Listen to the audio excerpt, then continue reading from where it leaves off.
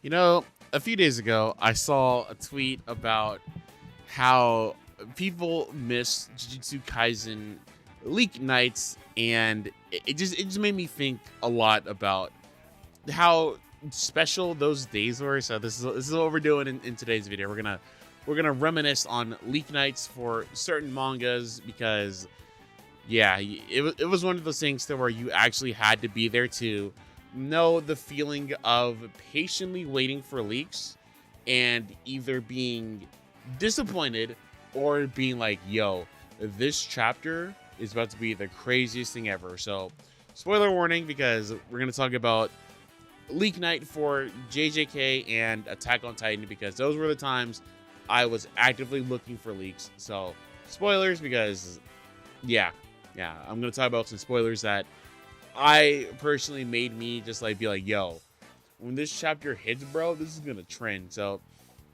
there's your spoiler warning. So with that out of the way, let's reminisce. So we're gonna start with Attack on Titan first because these ones were special to me because, like I've said before, I did not like Attack on Titan when it first came out.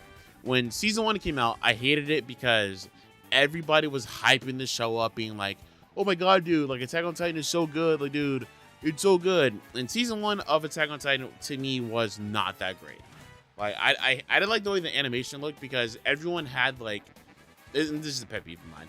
The characters had these like really thick outlines around them, and it just looked incredibly weird to me. I hated Eren in season 1 because he was, Aaron was like, dude, oh my god, I hate Titans. Oh, Titans are evil. Titans killed my mom. And then he became Titan. And it's just like, dude, your whole mindset is so stupid. It's like, I'm going to become the thing that I hate. Obviously, he didn't know that he was a Titan until I think he got eaten by a Titan, and then he became a Titan, and then he was like, dude, I'm a Titan. No way.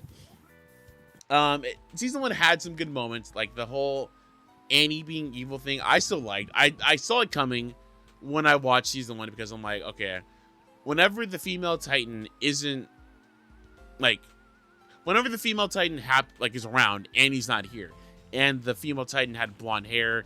Annie had blonde hair, so I was able to put 2 and 2 together quickly. But yeah, I still didn't really like season 2 like that. Well, season 1 of Attack on Titan. Season 2 was great. Okay, it was a peak. The first episode of season 2, amazing. Season 2 was really good. I just punched my mic, but yeah, and yeah, I didn't start reading the manga of Attack on Titan until I think after season 2 because I think I finished season 2 in like 2019 or something. So in the manga, dude, I'm gonna have to lower the volume on this. So I think the manga was in season 3, but it wasn't animated yet, I believe. And so I sped read through it, and I sped read through Attack on Titan so I could get caught up, so that way when the leaks happen, I could read it without being like, bro, what do you mean this is all happening? So I did that, and then ever since what chapter was it? It was whenever Levi and Zeke were in the forest. Ever since then, I was caught up, and every month, I don't remember what day it was, but every month I would be checking the Reddit for Attack on Titan, the Discord for Attack on Titan to see the leaks, and a lot of it was fun just to see people get the leaks and be like, dude, you know what this means? Like, back in chapter whatever, when they showed this is what this means. Like, the perfect example of this was the chapter to where Eren got his head shot off, and so we went like in his brain. No, that didn't have to go. Okay, whenever Eren got his head shot off and he was in the past with Zeke, and we went back in time to where Grisha was supposed to kill the Reese family to get the founding Titan, but Eren and Zeke were there, and Eren basically told Grisha to kill them because he couldn't do it because he was like, "Oh, dude, I'm like a doctor, bro. I can't do this." He didn't say that, but he was like, "I can't do this. I'm a doctor. I'm supposed to save people, not kill people, blah blah." But then Eren was like, "Yo, what are you doing, man? Dad, what are you doing, bro? Like, you know, are you gonna?" I don't know what Eren said word for word. Basically, he was like, "Dude, get up, bro. I'm telling you to get up and do this because you're doing this for Kruger, Diana, your sister who were eaten by the dogs, and like Eren pushed his father to do that and controlled a lot of the story because he had the founding titan. And when that chapter dropped, it was just crazy to think about, because also I forgot about this. So when Eren goes into his titan form, you notice how the titan has long hair, but Eren in season 1 didn't have long hair, and how in season 4 his hair is long. Like, he was able to, no, sorry, Eren had the attack titan, which is was able to see into the future. So, when that happened, it was just crazy for people just to be like, oh my god. So I mean, this whole time Isayama had this plan to where Eren was had the ability to see into the future, because that's the attack titan's ability. So when Kruger knew who Mikasa and Armin were, it's because Kruger had the attack titan's power, which is able to see into the future. It was just so crazy just to experience that in real time, and just to be like, yo, this changes everything we knew about Attack on Titan. And there were so many people who would go back to reread certain chapters of the show to be like, oh, wait a minute, hold on. Now that could be future Eren doing this, or this could be like a reference to something. So it was definitely one of those things that you had to be there, because if you're watching the show, it doesn't spoil it per se, but since when the anime got to that part, Attack on Titan was over for a few years. So there was a 50-50 that if you talked about the show, someone, which I don't condone this, by the way, I don't condone this at all, but someone would be like, yeah, dude, just wait, yeah, man, just wait until like this happens. Like, just shut up and let people watch the show so they know what happens, instead of you spoiling it. Like, I hate when people do that, and I hate it so much. But yeah, I just think, man, that was definitely a time to be alive, because that was just so fun to just be there and to speculate, and it was so great until the ending came out, and then everyone was like, bro, this ending sucks, this ending is cheeks. And it was just because, like I said in the beginning, some leaks had like the highest of highs where everyone's like, yo, this is crazy. And then there were times to where, because mind you, Attack on Titan came out once a month. So if we got a chapter that sucked, it was like, okay, man, we gotta wait a month for the next chapter. And so we would have that chapter just boiling in our heads, and like people theory crafting about what could happen next. And it was just so great to do that, honestly. And I say this every time I talk about the show, but I do think the ending, or the theories of the show, definitely construed my thoughts on the ending, because there were so many good theories that people were saying about Attack on Titan.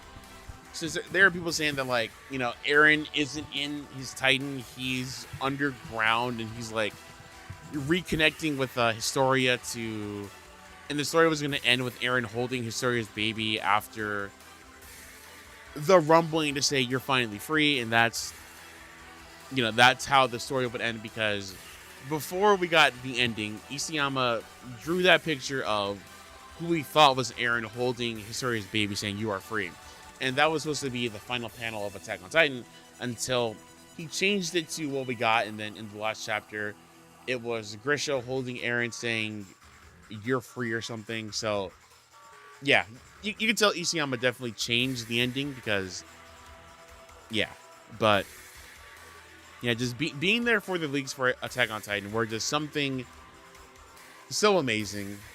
And I miss that so much. Like, we still talk about JJK leak night, but no one ever talks about Attack on Titan leak nights.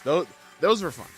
Those were actually fun, and I definitely miss those. I actually miss those. Well, anyway, speaking of JJK, let's get to that now. So the thing that started this video was someone saying how we still talk about JJK leak night, which was also a time to be alive and to be on Twitter, as crazy as that sounds, because being on Twitter is definitely something.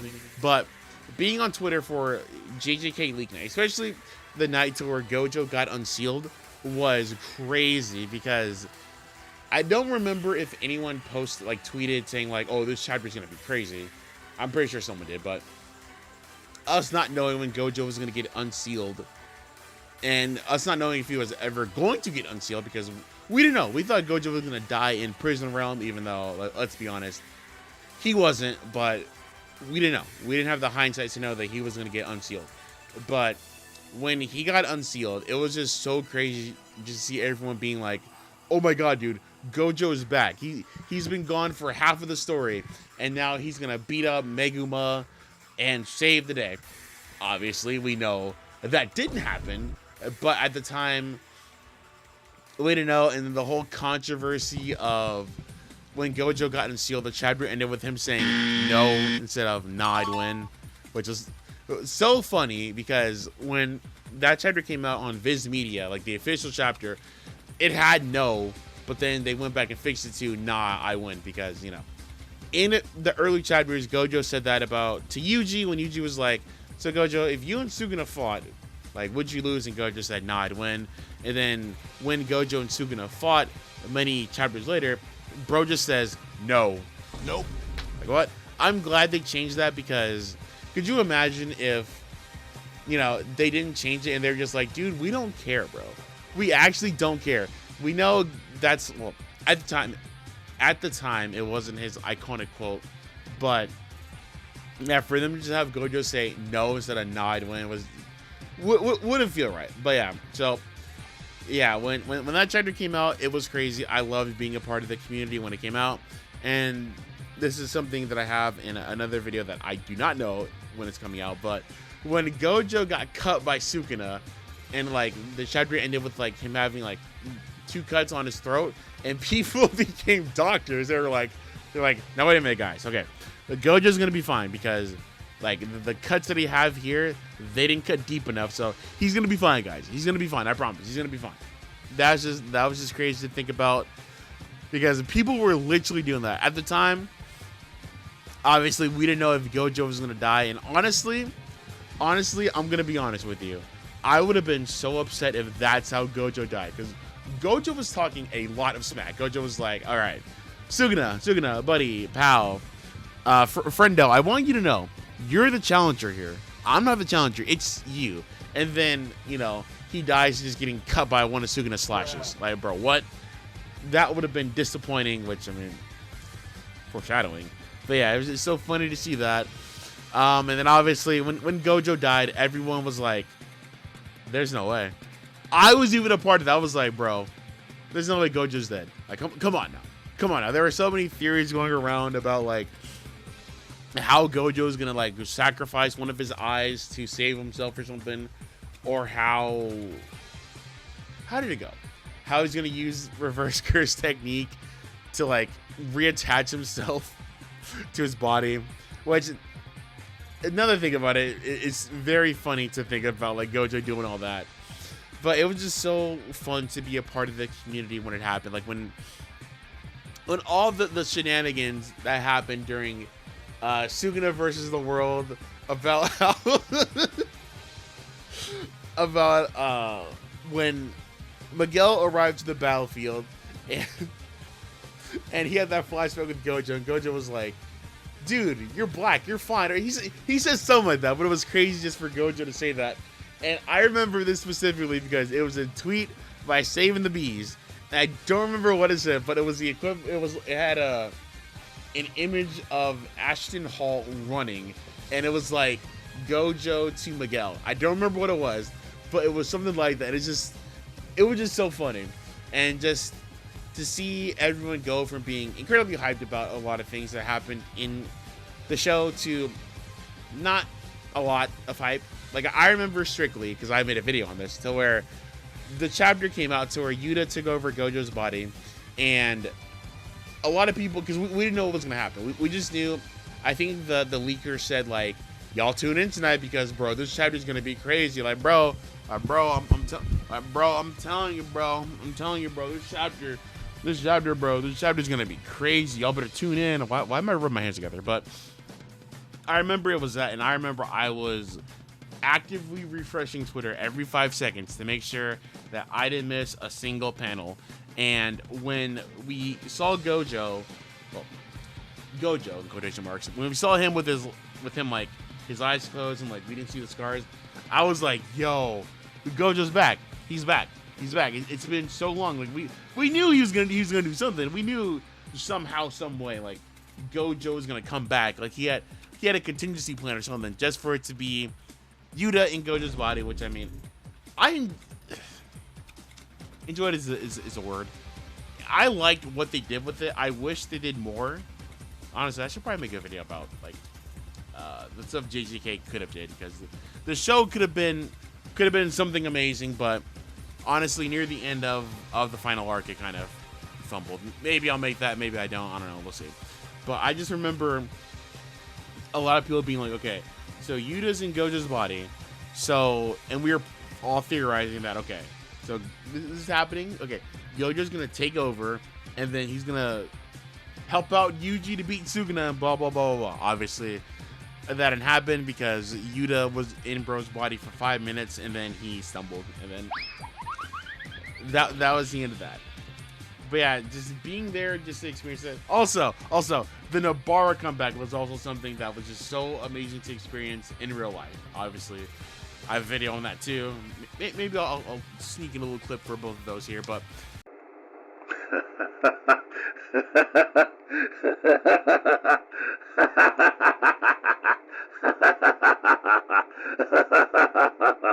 the cope never dies. The cope never dies.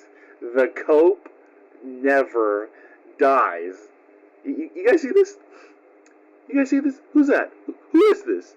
Who is this on page 9 of JJK 267? I believe that's Nobara Kugisaki.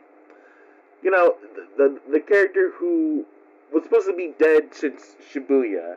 The character that we all thought was dead. But, look at this. She's alive. And you know what that is right there? You know what's that on her eye? An eye patch. just finally being able to see Nobara come back, because once again, Nobara could have been such a great character if she was fleshed out more, because she died in Shibuya, well, allegedly died in Shibuya, and they could have did so much with her character if basically Gege was like, yeah, she's dead, or like, no, bro, she's alive. Like, it was just so dumb for like all that to happen, and then for her just like randomly come back in like the last 4 chapters, because it wasn't foreshadowed or nothing. It was basically one of those things where it was like, oh, I think Gege was like, oh, dude, I forgot Nobara was even in the series, so I have to write her back in somehow. And yeah, honestly, man, I really might make that video on like the stuff JJK could have did differently, because yeah, but this isn't that video. Anyways, but yeah, being a part of the leak night for stuff for JJK and Attack on Titan, because I read the leaks for My Hero, but it wasn't one of those things where I was like jumping up and down, being like, oh my god, dude, this is happening. Like, no, like My Hero's fun. I don't hate the show, but yeah, it was one of those things that I had the notives on for whoever was leaking it, but it wasn't one of those things that I actively stayed up for. Once again, nothing wrong with My Hero, but I just didn't do that. But for JJK and Attack on Titan, oh yeah, and it makes me feel sad that I don't think there's ever going to be a show to where I do that again with that, because One Piece, I love One Piece, but I don't know. It's not the same. I don't think it's going to hit the same. Obviously, if a chapter is crazy enough, it'll trend, and it'll show up on my timeline, because I follow people who leak it, but it's one of those things where I'm not going to actively stay up and wait for people to post leaks on it, because yeah, but yeah, so this is because I genuinely miss those days of staying up, theorizing, theory crafting on JJK and Attack on Titan, and those were honestly some great times.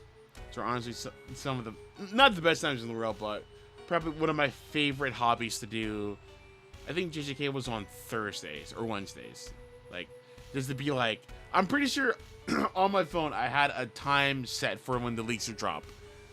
That's how dedicated I was. Okay, that meant something to me. But anyways, so yeah, that. I'm just reminiscing on this. Were you a part of any of not leaking stuff, but staying up for the leaks? What were some of your favorite moments of when we got chapter leaks? And um, yeah, thank you for listening to me ramble. And we still talk about you, JJK Leak Night. We miss you.